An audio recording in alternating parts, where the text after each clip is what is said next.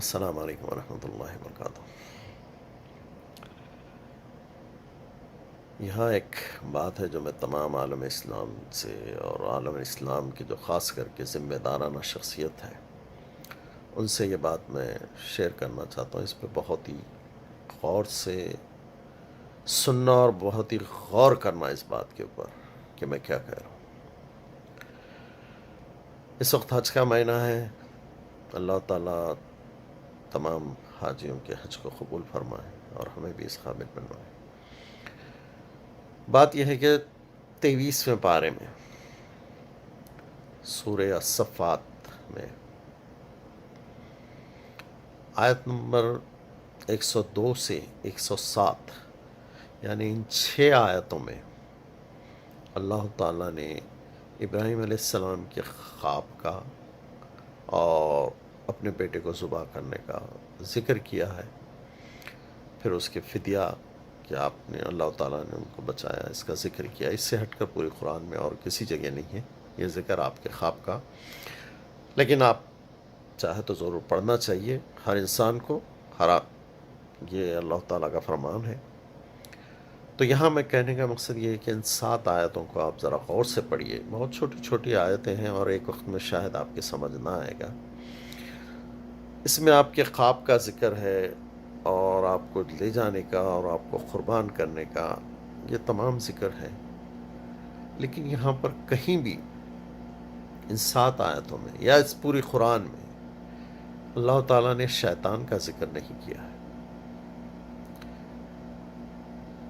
کہ آپ نے دیکھا ہوگا کہ ہم جب حج پہ جاتے ہیں تو وہاں شیطان کو کنکر مارنا ایک ہم حج کے ارکانوں میں سے ایک ارکان ہے، بلکہ اب تو ایک بت بھی بنا دیا ہے وہاں پر۔ مطلب بت کیا، برحال ایک دیوار بنائی ہے، جو بھی ہے بس جیسا بھی بنایا ہے وہ، تو ایک بت بھی بنایا اور ہر اس کو جو ہے بڑا ایک فرض سمجھ کر کنکر مارتے ہیں ہم لوگ۔ تو یہ اللہ تعالیٰ نے کہیں اس کا ذکر نہیں کیا کہ یہاں شیطان آیا تھا، آپ کو روکا یا آپ نے اس کو کنکر مارا، اس کا کہیں ذکر نہیں ہے۔ شیطان کو فزیکلی دیکھنے والے صرف 2 ہی لوگ ہیں، وہ ہے آدم علیہ السلام اور حوا علیہ السلام، اور وہ بھی دنیا میں نہیں دیکھا، انہوں نے جنت میں دیکھا تھا۔ اس سے ہٹ کر پوری دنیا میں شیطان کو فزیکلی کسی نے نہیں دیکھا اور نہ اللہ تعالیٰ نے کسی کا ذکر کیا۔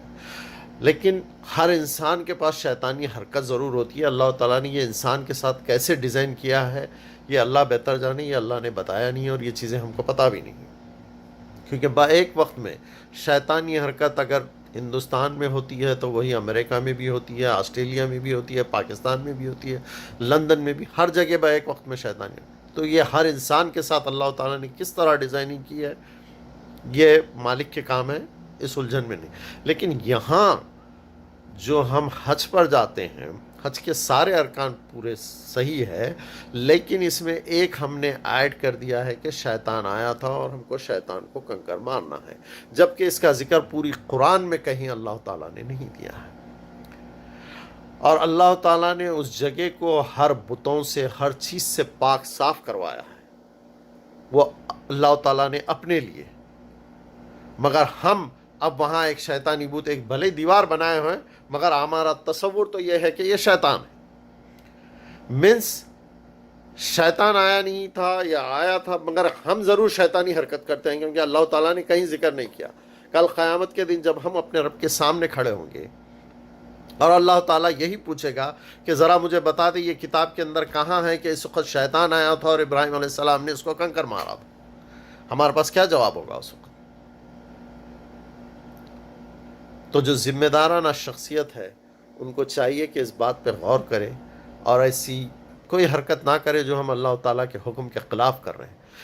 آپ نے اگر دیکھا ہوگا کہ آج کل کافی دن سے ایک چیز وائرل ہو رہی ہے پوری دنیا میں، ہر مسلمان ہی جانتا ہوگا کہ قرآن میں کسی اور فرقے کے لوگوں نے کوئی چیز چینج کر دی، کہ انہوں نے یہ بدل دیا ہے، انہوں نے یہ بدل دیا، حالانکہ اس میں معمولی سا الف کا، لام کا، زیر کا، زبر کا چینجز ہے، سمجھ؟ اور واقعی یہ حرکت کرنا بھی نہیں چاہیے، بالکل غلط حرکت ہے، یہ شیطانی حرکت ہے۔ کبھی ایپل کے اوپر جو ڈاؤن لوڈ ہوتی ہے، تو اس میں کہیں بھی کتاب میں ایک لفظ بھی اگر چینج ہو جائے تو اس پہ کافی چرچا چل رہا ہے، اور یہ غلط حرکت ہے، واقعی نہیں ہونا چاہیے.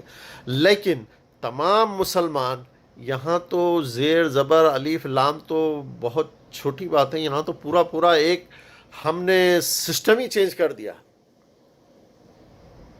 کہ وہاں شیطان آیا تھا، ہم نے کہا. اب اگر وہی بات اگر جو ہے قرآن میں اگر پوری کی پوری اگر لکھ دے کہ یہاں اس وقت تو ہے نہیں، اگر آپ کوئی لکھ دے تو سارے مسلمان کھڑے ہوں گے کہ یہ ہے نہیں، کہاں سے آ گیا. تو جب کتاب میں لکھا ہوا نہیں ہے تو ہم یہ پریکٹیکل میں کیوں کر رہے ہیں؟ اللہ تعالیٰ نے جس کو بتوں سے اس سے ہر چیز پاک صاف کروائی ہے ایک جگہ کو، ہم خود وہاں پر ایک بت بنا کے بٹھا دیے. اب تو یہ بھی شروع ہو گیا ہے کہ بہت ساری چیزیں ہیں، یہ ایک الگ ٹاپک ہو جائے گی. مگر بہرحال جو بھی مسلمان کے ذمہ دارانہ حرکت ہے، جو ذمہ دار ہے اور جو بھی سن رہے ہیں، یہ ہر ان تک پہنچائیے، کیونکہ ہر انسان کے لیے جو ہے یہ بہت لازم چیز ہے کہ یہ بات جو غلط ہے سو غلط ہے، کیونکہ ہم کہیں کل اپنے رب کی پکڑ میں نہ آ جائیں. تو ذرا پلیز اس بات پر غور کیجیے، اور ہمارے عالم مفتی یا جو بھی ہے ان تک پہنچائیے کہ یہاں پہ کوئی ایسی شیطان نہ آیا تھا، نہ کوئی شیطانی حرکت اس وقت ہوئی، نہ اللہ تعالیٰ نے کوئی ذکر کیا، مگر یہ پھر ہم نے ایڈ کیسے کر دیا.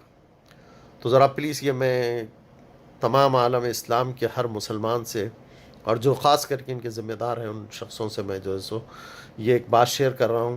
تو اس پہ غور کیجئے اور اپنے آپ کو بدلیے. کہیں ہو سکتا ہے کہ ہمیں اسی باتوں کی سزا مل رہی ہے. آج ساری دنیا میں ہر مسلمان گلی گلی ہر وہ نقصان اٹھانے کو تیار ہے، حتیٰ کہ موت تک برداشت کرنے کو تیار ہے، اور کل اپنے رب کے سامنے حاضر ہونا ہے. اس کو پتہ نہیں کس حساب میں حاضر ہوں گے، مگر اپنے آپ کو بدلنا کوئی نہیں چاہ رہا ہے.